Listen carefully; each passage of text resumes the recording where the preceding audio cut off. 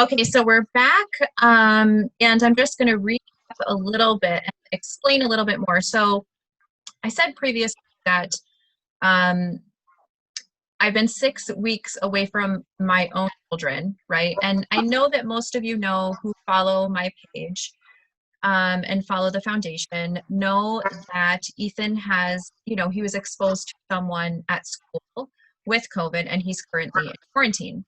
So even in that case, my own recommendation to my child who loves to be social and would love to be with his friends and love to be and enjoy the holiday and everything else, usually he would spend Thanksgiving with me.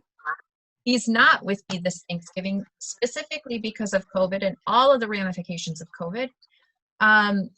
He is in quarantine, but usually if he's not with me for a holiday, any holiday, he would go up to his grandparents' house and on his father's side and spend it with that side of the family and be with them.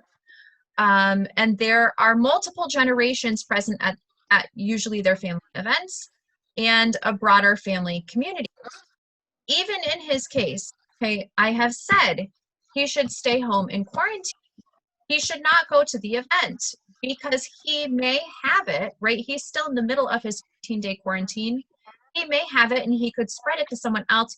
Or if he has it, his immune system could be down and he could pick up something else on top of COVID at the event, right? So he should really stay home. And I'm saying that to show you the importance, right? It is so, everybody knows how much I love to be with my own children. I really love to. The importance of this is so important that I'm not going there to travel to see them for Thanksgiving, right? I'm choosing to stay here in Manhattan. And I haven't gone to see them because of the possible exposure I could get on the train or any other possible location of the commute, right? That I could bring COVID to them. Right. Unfortunately, he was exposed at school. Whatever. I can't change that. I can't change that. But I can change whether he exposes other people to it if he has it, or if he gets even more of an illness on top of COVID, right? Or something else on top of COVID that would need to be treated by going to a family function. And yes, he was tested. And yes, his results may end up being negative.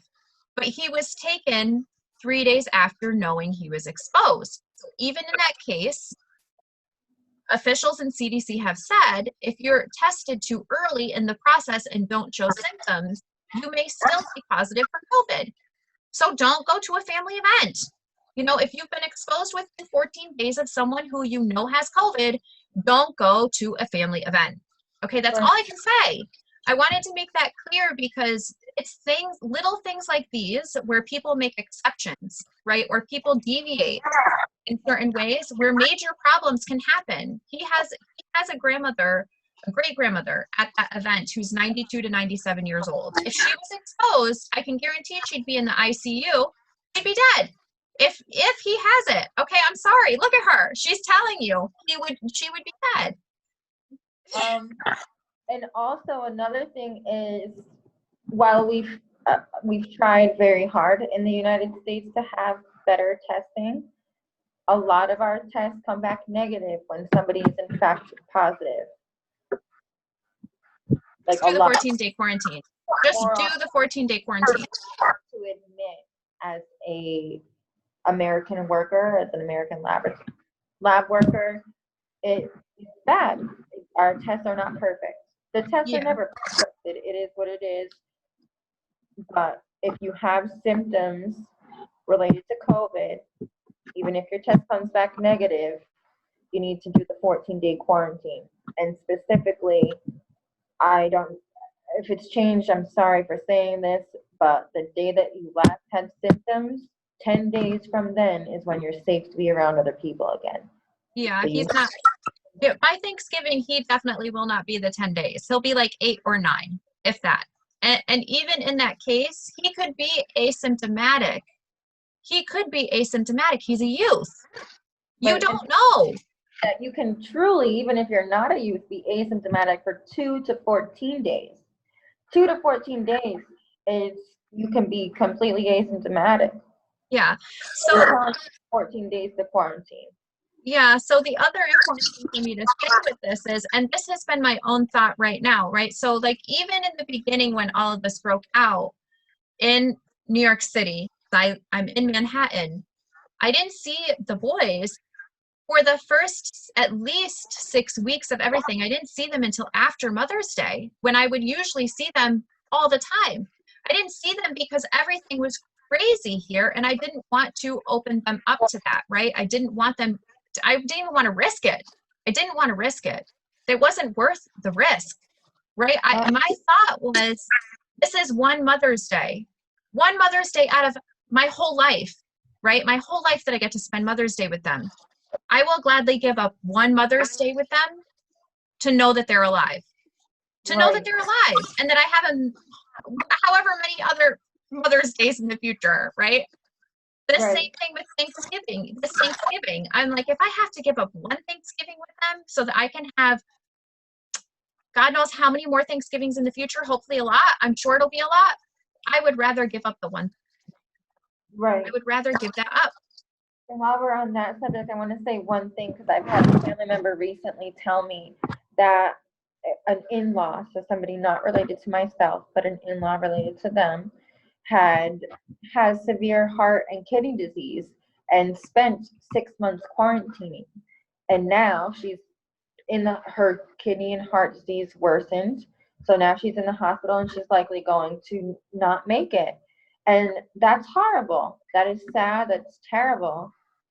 But if you have somebody, like, say this could be in your mind, you're thinking it's your last potential Thanksgiving. The window's out right now. But if it were, and if it were important to you to be with this particular family member that you know is in the high risk population, that you wouldn't ever want to get sick, then it was your obligation to use the knowledge that the CDC and the infectious disease experts of America have been telling you to do, and to quarantine before you move forward. If you couldn't quarantine, then unfortunately, no, you can't go see. You shouldn't. I mean, you obviously can do whatever you desire, but you should not go see the person that's in a high risk situation. You just shouldn't do that. It would hasten their death if if you brought COVID to them. But the biggest thing to me is that people really were so set on just not doing certain safety protocols, but then claiming that these particular people and their families were so important to them. If they were that important, you would have quarantined for 2 weeks when they were not doing, just, and then you would have gone to see them. Everything shut down. People's jobs got sent back to home. There was a lot of opportunity to be safe in your own space for an extended period of time, and then leave your safe space and go see your family member. And I think that people are forgetting that you had the power to do that, and a lot of people didn't. Does that make sense? Yeah, that makes sense. So what you're saying is that there was a period in each state, which there really was, a period in each state where the virus was calm enough where people could visit their family and could go and see that person, but they chose not to, maybe. No, not even, that's not even what I'm saying. I'm saying even when it was spiking, but we had opportunity as far as either government aid or employers encouraging employees to work from home. Yeah. Those were times when you were supposed to quarantine. Those were times when you had opportunity to quarantine. In my opinion, after quarantining for 14 days, not feeling ill, not having symptoms, not being around anybody other than other people quarantining in your home. Right. In my opinion, you would be safe then to go and see right an at-risk person in your family. Right. A higher risk person in your family, because we're all Yeah. at risk. We don't really know how it's going to affect you until it gets into your body, but we do know that obvious comorbidities, age, affect the how harsh the virus hits you. Yeah. So, like, what I'm saying is, So you're saying if somebody has possibly been exposed, just do the 14-day quarantine and you can see the person after that. That's Right. super easy. You don't even Right. have to wait as long as I've waited. Like, I know you're not saying you don't have to say that, but that's, I mean, that's the truth. It's only 14-day quarantine. Then have your, I don't know. And make sure everybody else is doing the same thing. I mean, I hate to talk about the Kardashians in this interview, but one of the things they did for Kim's birthday before I they don't all even went, know about this, so we're good. You just talk away. it's so stupid. I don't mean to bring them up, but it's just because a lot of people know the Kardashians. Kim wanted to celebrate her birthday on a remote island. In order to do that, she made every single person quarantine for 14 days and then get COVID tested prior to getting on the same plane and going to the island. Okay. Hello? If Then that's do it. then do that. Yeah, then do that. Safe way to move. And I don't know why so many people can't grasp that concept.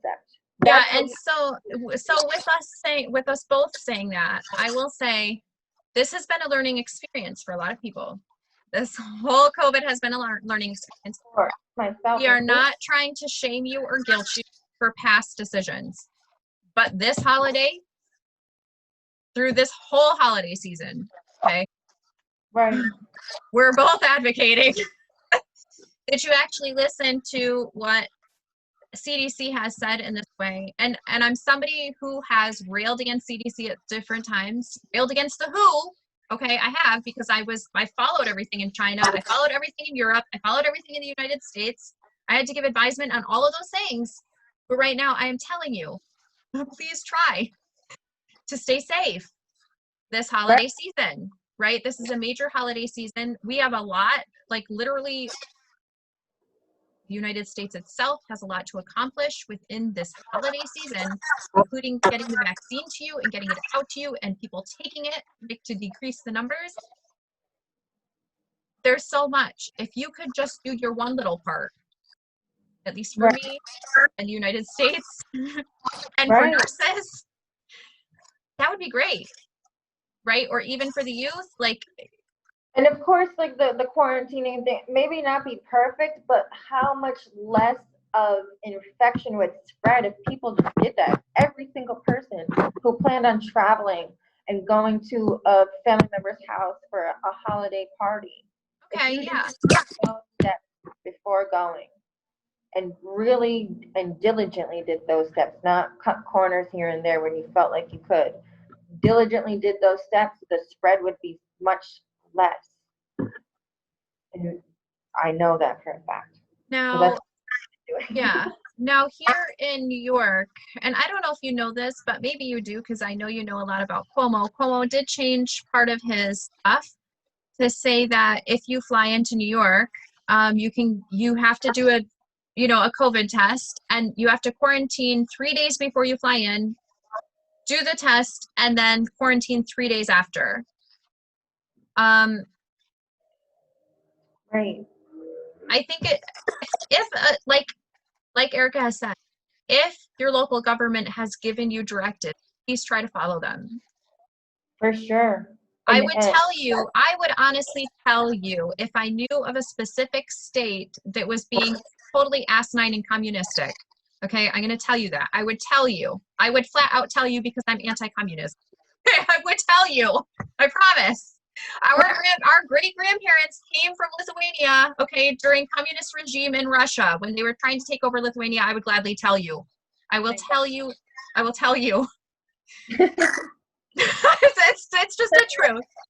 I mean, like, I know. It's so crazy that we really have to, like, even sit there and, like, say this. I know. We're going to say this. What else would we do this for? Why? Oh, my goodness.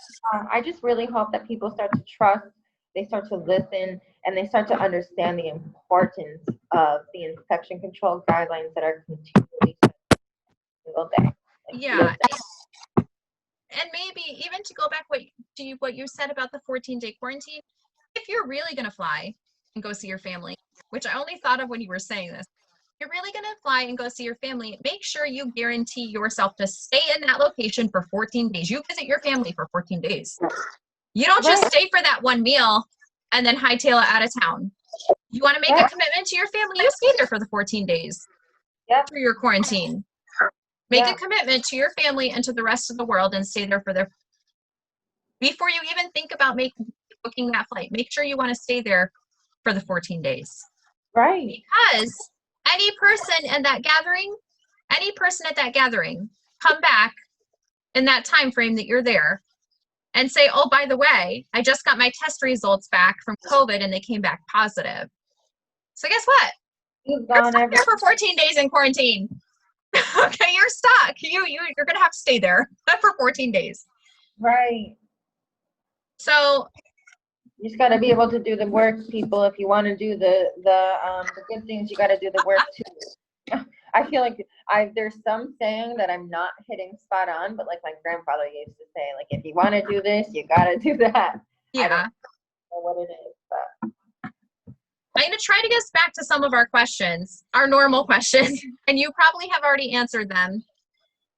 But how has your life changed during COVID?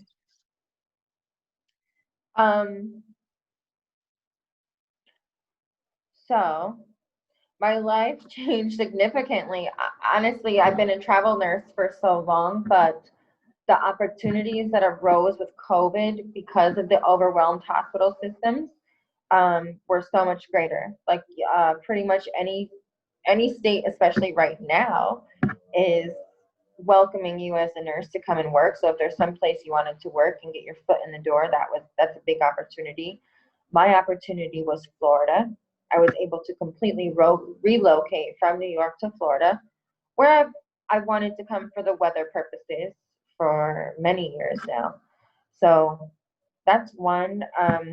Because I've been working through COVID and I've been doing the crisis COVID contracts, I'm in a much better standing financially myself, but at the same time, it's concerning because if anything happens to me, and which is a fear every single day that I step into work and go anywhere, if Yeah, anything happens to me, that obviously I'm not able to work, and therefore what I've been able to save and what I've been able to do would diminish significantly.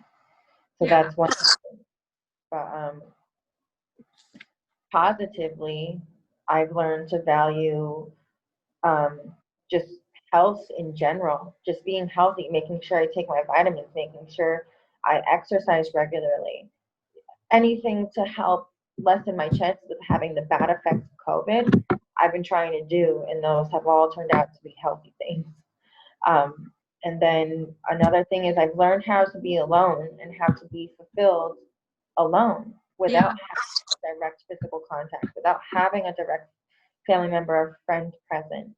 I've been able to just just learn how to be fulfilled within myself, as well as continue forming connections and maintaining my relationships in other means, as far as Zoom, FaceTime, phone conversation, emails, writing. Um, and it's just been a big growth period for myself. I know that I feel bad saying that because I know there's a lot of people out there who have suffered significantly to where this is not a good period for them. yeah. And I'm horrible for that. But What has been most difficult for you during COVID? the burnout from feeling burnt out of being a nurse. So I always said I never wanted to feel that way. I said I would stop nursing when I did. And this is my 10th year of nursing, and this is what's happened. So I just, overall feeling tired, feeling anxious to go to work, dreading going back after I've left, crying for hours after I've left, having to do death, um, having to manage somebody's end of life care without having the direct support. Like I've always been used to. My first year of nursing was on a hospice floor, which is end of life care continuously. And I've never ever had the situation where end of life care was us. If mainly we promoted family members to be, and of course we would step in if family members can't, but for every single desk to be, it is on us. It's on us.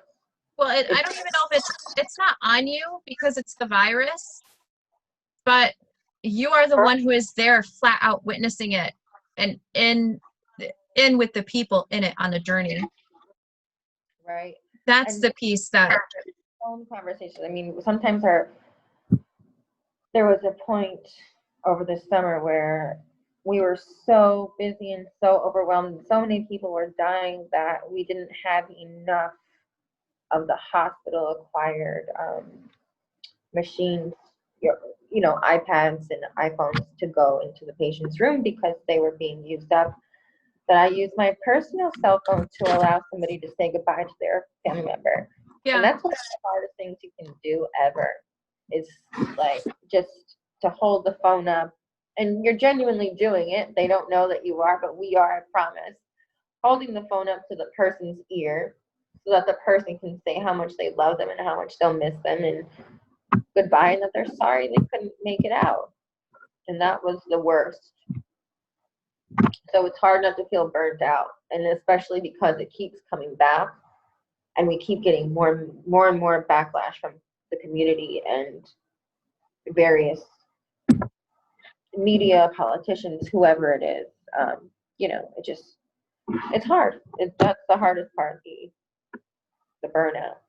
But trying to be there at the same time. We try to be there. We're trying to show up every day. All of us are. We're all there. So that's the worst. Is there a really touching story that you can, or like experience that you had that you can remember that you'll never forget, that moved, like to really see the humanity of people and to see the nurses there on the floor really reach out with their patients and go, like you just gave the phone example. Is there another example that you can think of that where the nurses really went above and beyond, and where humanity was like staring you in the face and you couldn't help but be human and do what you needed to do, like give them the Yeah. This is, I don't even know if we were supposed to, but we had a patient there for so long, over 40 days in our ICU, who had caught in COVID from his daughter. Okay. He was in his young 30s, a younger daughter, older but not elderly patient. He had directly caught it from them, and finally, not finally, but it just got to the point where he was going to die, and he was going to die that day. Yeah. And the amount of guilt, we could all just hear it in her voice. It was just awful. And we allowed her to come in. We dressed her all in our PPE. We allowed her to come in and hold his hand while he passed away. And that was probably because that took such a facilitation from everybody, from us nurses at the bedside to our charge nurse to the nursing supervisor to the emergency room to security, to allow the person to get where they needed to be at the time to say goodbye face to face, relatively with their loved one, was pretty significant. And I mean, that's what we're all doing every single day. We're doing our best. We're doing our best to set up video chat and FaceTime, even when the person's on a ventilator and not able to respond necessarily. We're still trying our best to set that up and to give families the most real visual that they can have without actually being there present. And every day is different. Every case is different. This case was just significant. We had talked to that daughter every single day for 40 days. We knew how much she cared. We knew how much they had tried to prevent the contraction of COVID from happening to their father, and it was just unavoidable. And it was just sad. Yeah, that's just one of the times. Yeah. So I know it's hard for you to share some of these, and so I thank you for sharing them, because this also helps people to realize it's worth it to wait. It's worth it to wait. If you can wait until the vaccine gets out, or until a later time after quarantine, or until you know you're not COVID positive, right? Or something like that. It's worth the wait. It's worth the wait. Like that family in particular, they would be sitting here and telling you exactly the same thing. They would be saying the guilt alone from it is hard enough on top of all of the other things. The loss. Even if you know the nurses are doing everything that they can do. Like in your case, the nurses and the staff of the hospital did everything that they could. If there's a way to try to avoid getting the virus, please do it. And thank you for sharing that. I know that was really hard and difficult for you to share. And so thank you. What inspires you to do what you do every day and to continue to do what you do? Especially now. Family. My family specifically, they're really all I can focus on. I mean, we do, because we don't have a ton of positive outcomes in the ICU with COVID. It's just how it goes. If somebody's sick enough to get to the ICU with COVID, their chances of making it out are very slim, and it doesn't happen frequently. So with that being said, and then on top of that, we've got society kind of fighting us on the whole thing. But so I have a great family, and they all encourage me every single day. They encourage me to show up. They understand when I'm not there to be with them. And that's, I guess, the biggest thing. It's just my family continually encouraging me, and just knowing that this is something that's temporary and that we're all going to be together again soon. But that I also have a higher calling, and that there's care that needs to be provided that I'm able to do, and I need to go and do that. Okay, so right now you're getting emotional. Tell me what's going on for you. I think I just miss everybody so much. And then, to see so much suffering and not have people directly here with me it's a lot. It's so hard, Erica. It is so hard. It is very, very hard. And what you're doing is very, very difficult work. It's not just that it's hard that your family isn't there. What you're doing on the ground is very, very, very extremely difficult work. Extremely difficult. It takes so much inner soul, literally, to do what you do, on top of to be away from your family, to do what you do to save the people you are saving during the pandemic. Right. So right. that's why I'm asking you, because I want to be able to address whatever your needs are too that are coming up for you, because I know it's really difficult and I know it's really hard. I also know at the same time I did choose it. You did, but this is the other piece to that. Like, so let me see. There was something I was going to say before this, but sorry. No, that's okay. I kind of chose my path too, but I didn't choose to be separated from my children.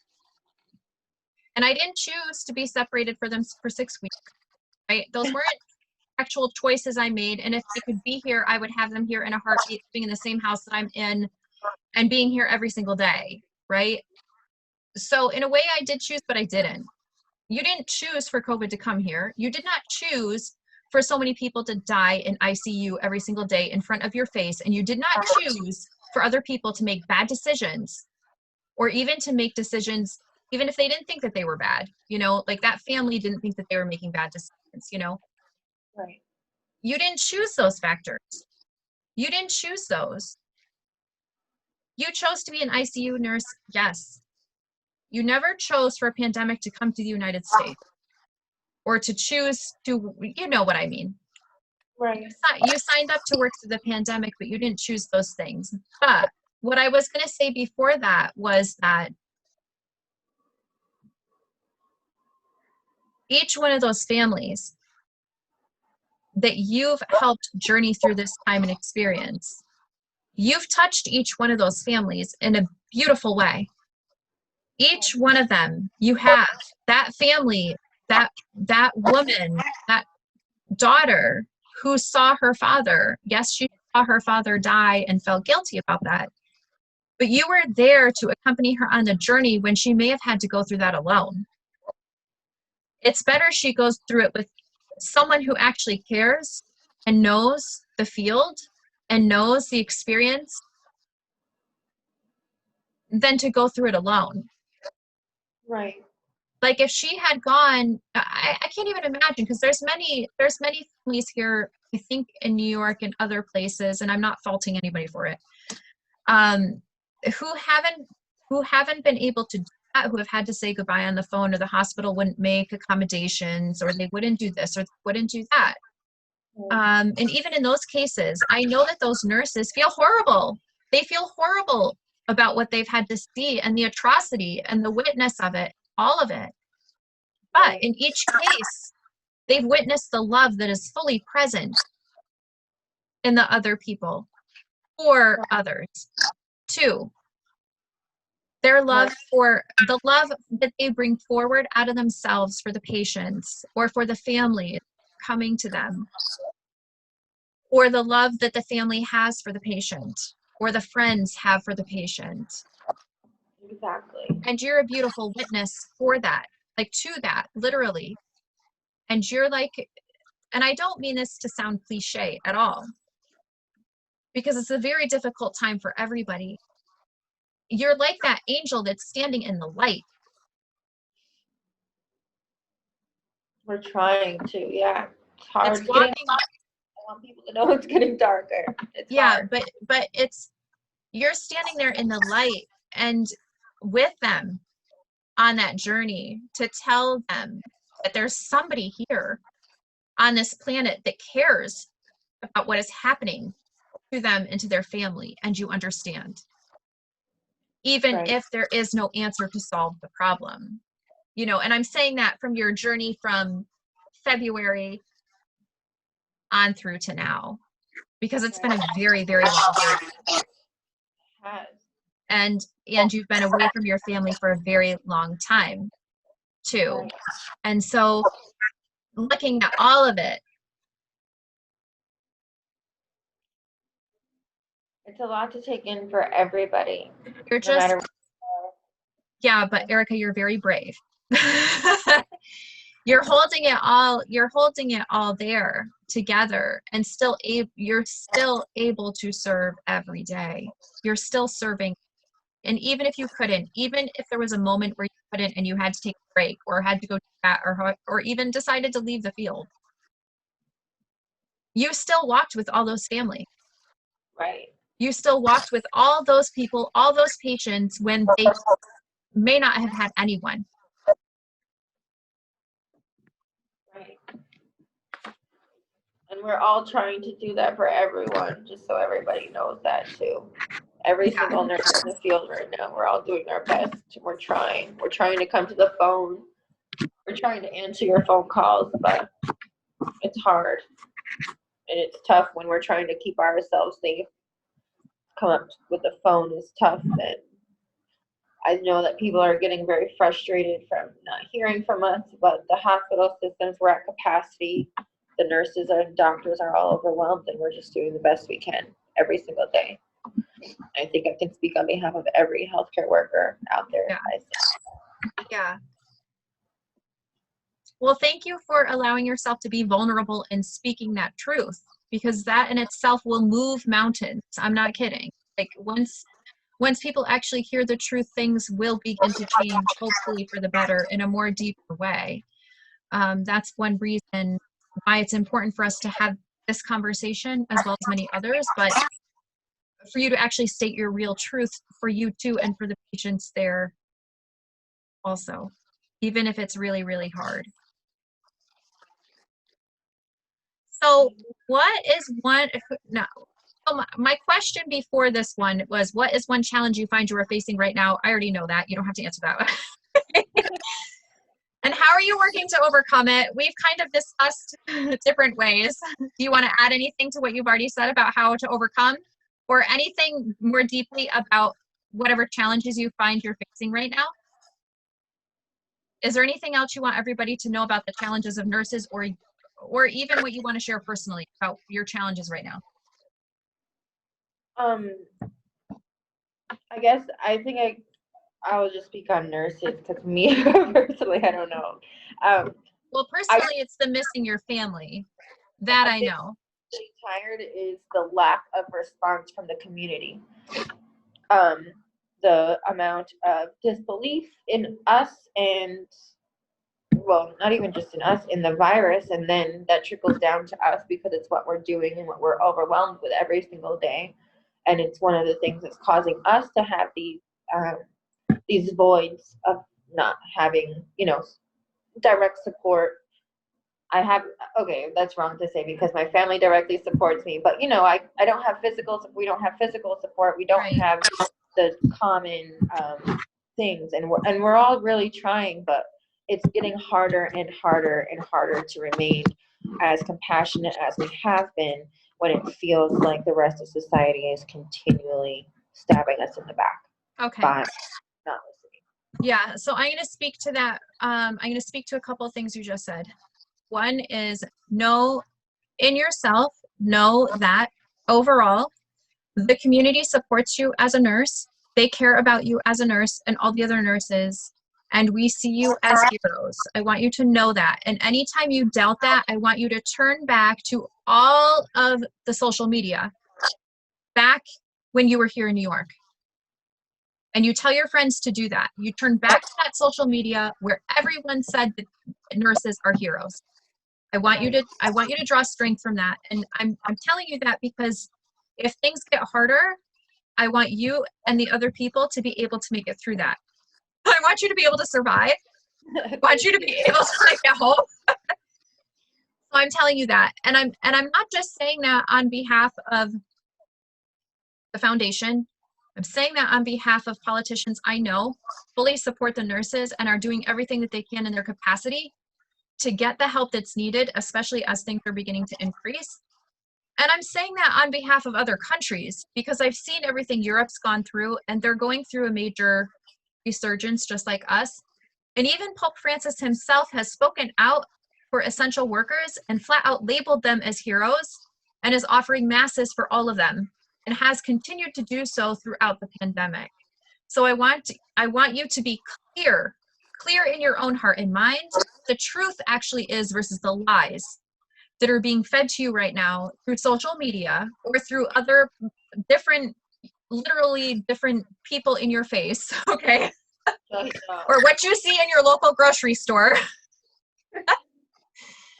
That is crazy. Because even in your local grocery store, I'm sure in Florida, you are seeing people who are not wearing masks still, or are still, hiding or just, yeah. Totally treating you with disrespect, which is not okay. Or your career or profession with disrespect, and that's not okay either. Right. So I want you to know and keep it in your heart and mind and soul. What you're doing is hero work. It really is. And I'm not just saying that, just to say that. You are literally saving lives, and if you can't save them, it's not by your choice that you can't save them. You are journeying with them to the end of life to bring them to a new space of existence. It is one of the most difficult positions and jobs to have to do that, especially during a pandemic of all times, right? Like we haven't seen a pandemic like this since what? Like a long time, a very long time. Globally, a very long time, right?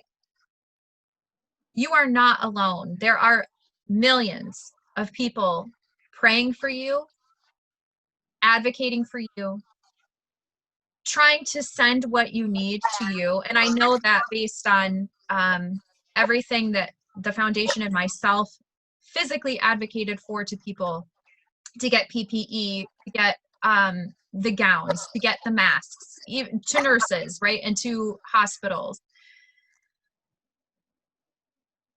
You are not just a number, and you are not just a You are a human being with a soul who cares about every last person in that hospital, every person in the ICU, and every single individual journey in that process that you walked beside. And that shows, just even in our conversation now, I already knew that before, right? But it shows in our conversation even now. You know, do not be discouraged because of the naysayers. Do not. Their naysaying will bring them to their demise. That is the truth. It will. It will. You know the truth inside of you. So hold it there and keep being that light that you can be, and don't lose that hope. And of course relief is coming. Of course the vaccine is coming out and it will decrease the numbers, right? And hopefully the hospitals won't get even more overflowed. And of course, I know myself and other people have advocated for backup centers to be opened and everything else. Numbers increase if people don't listen, or if we continue to see things spike. But know that you're doing one of the most important jobs and the most important work on the face right now. And I mean that. Other people cannot even do their job. They would not be able to do their job if you were not physically in your job right now. They would not be able to do that. Can you imagine all the family members trying to take care of all the people that come into the ICU? They would never be able to do that. Never. Never. Or even for them to recover. Right. Or even for them to journey with that period through the end of life. They wouldn't be able to do that. They wouldn't be able to emotionally or spiritually handle that. It's a lot. And you're dealing with multiple people. Totally. So I want you to just rest in that knowledge and that fact and in that truth. And anytime the lie comes to you that you don't matter, or nobody gives a crap, right? Or it doesn't make a difference, or where they try to tell you that the safety precautions in your case do not matter, or all the other things, throw it out the window and be like, sayonara, baby. I already know what the truth is, and it's not that. It's not that. It is, right. I just want to tell you, my phone has 10% battery left. Okay. Okay, so there's like 3 more questions left. I'll see what we can do. And if we have to continue with a different session, that's totally fine. It's up to you. Do you want me to save the other 3 questions for another time? Do you want me to give you a little bit more encouragement now? Do you want to do tomorrow morning with the other 3 questions? Are you available? Yeah, tomorrow morning is totally fine. But I think the most important thing, yeah, I can do the other questions whenever you're ready. Not a problem. I think the most important thing today to leave you with is knowing that you are valued and loved and cared about. And what you're doing is amazing work that other people wouldn't even dare to sign up for. They wouldn't. They would never be able to handle it spiritually, mentally, emotionally, physically, or any other capacity. And so I want you to rest in that and know that for yourself, and let that rejuvenate you and bring you to a place where you get through this next phase, if that's what you were going to do, which it sounds like you are, because you were like changing your flights and everything else. Yeah. So even if it gets worse, and it may get worse before the vaccine is out, is what I'm thinking is probably going to happen, although I've been pushing. And as the relief gets there, you are making one of the biggest differences in the world. Thank you. And these families are so, they're not just blessed to have you to journey with them through that. They're not just blessed, they're grateful and thankful. They are grateful and thankful that you have been the one to journey with them through that. And that all the other nurses, with all the other people that they have touched in their specific ways, individually with each one of those people, that they have been the nurses that they have been, to journey with them and to be there on the journey. Right. Thank you for So everything. don't ever forget that. Thank you. It means so much to hear that from you. Thank you. And I know you miss your family, because I miss my family too. And I want to like throw things because I miss them. Imagine having children and not being with them. So, oh my God, God bless you. No, it's once I saw that they were approving the vaccine, I was like, okay, this makes sense why I am away from them right now, and can enjoy all the other days with them in the future.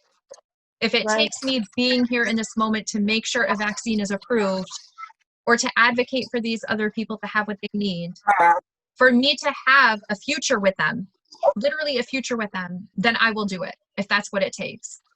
Right. But I also get to talk to them. So like, okay. And we'll have a play, we'll be together and we'll celebrate, this holiday at another time. It's okay. Usually I'm with them all the time, but it's okay. You're doing amazing. Thank you so much for this interview. Thank you for the opportunity to get my voice out and my word out. I really appreciate you. Yeah. And if you want to add anything tomorrow morning besides the 3 questions, like if you reflect or whatever and you add stuff, then add whatever you want to add. For Okay. sure. Or anytime in the future, you can always reach out and be like, these people need to know this. I'm sick of this, like this view or this thought about what's going on. Make sure that you reach out. Okay. And if you need the support, even if it's not for the interview, if you need the emotional and spiritual support, feel free to reach out. Seriously. Okay. Yeah. You're welcome. Thank you. This has been amazing. I'm crying. I know you're crying. I don't know if it's good or bad. I'm leaving you crying.